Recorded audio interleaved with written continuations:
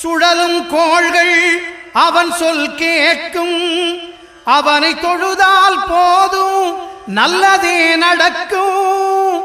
ஆனை முகனை தொழுதால் நவக்கிரகங்களும் மகிழும்.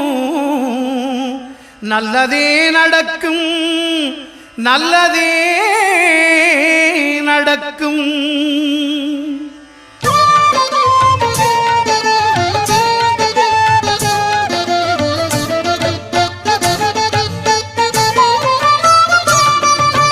ஒன்பது கோளும் ஒன்றாய் காண